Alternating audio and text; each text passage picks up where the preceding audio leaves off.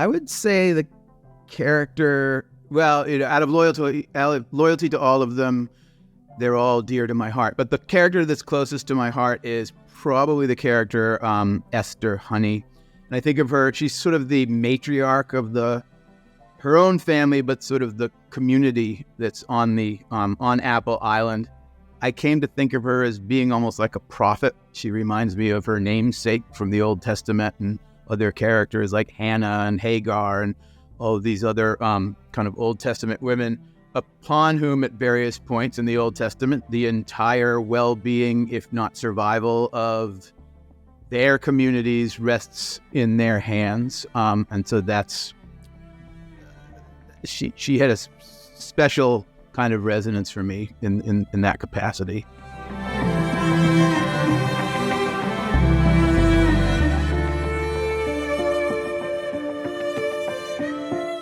I would say 90% of it is just imagination. I actually didn't visit the island that the book is based on, or part of the history of that island, Malaga Island.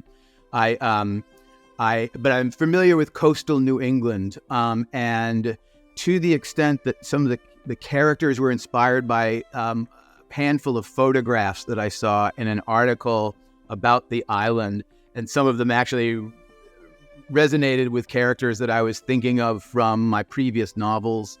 But one of the things I just decided to do once I had the basic plot or idea for the book was to actually not do any more research. I didn't want to do a documentary or an historical novel per se. It was a novel that was inspired by those couple of articles that I read about Malaga Island, but I wanted the rest to be open to my imagination and available to be sort of synthesized or collaged with all sorts of other literary and artistic traditions.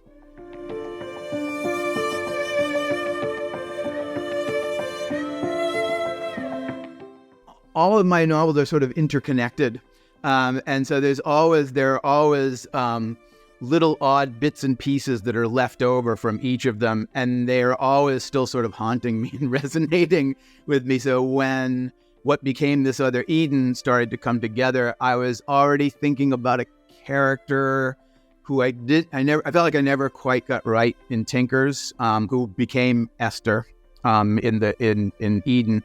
And I was thinking about one of the characters, a minor character in Enon, and thinking about this fictional town that I have, and just that landscape and that the milieu of that location were still haunting me. So then when I found out about Malaga Island, they all started to sort of collage together and influence and shape one another.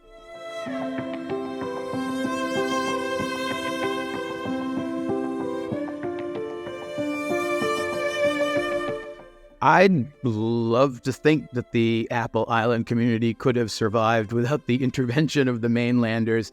Perhaps if not thrived, or if not integrated or assimilated, as it were, been left to living their own lives in peace.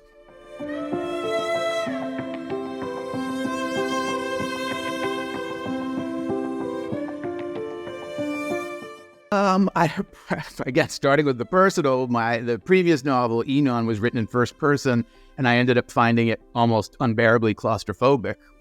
I wanted to get some oxygen into the room, and I want to get other people's perspectives, and I want to get other idioms and other rhythms and other keys, this sort of thing.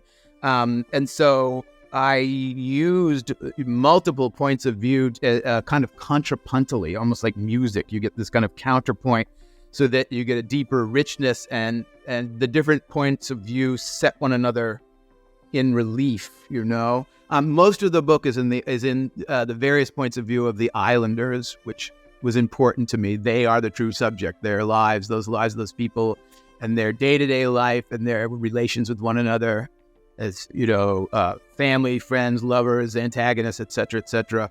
And then the outside point of views were antagonistic, thoroughly sort of dehumanizing. But I tried to use it in a way so that those dehumanizing points of view would actually set in relief the humanity of the characters all the more sharply and deeply.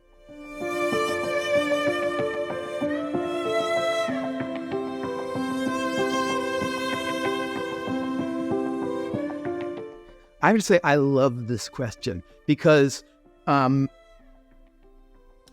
can answer yes and no with equally interesting results. I mean, I think maybe, but then I think the danger with this particular plot and this story and these characters, this predicament, is that you might end up with something utopian or romantic or unrealistic, which might, smooth everybody's fur and make everybody feel, but it wouldn't be very realistic. It wouldn't be true to the type of history, particularly U.S. history, that it's shaped by. But I kind of like it because it makes me think of could Hamlet have had a happy ending? It could have, but then we wouldn't have Hamlet. Did you know that?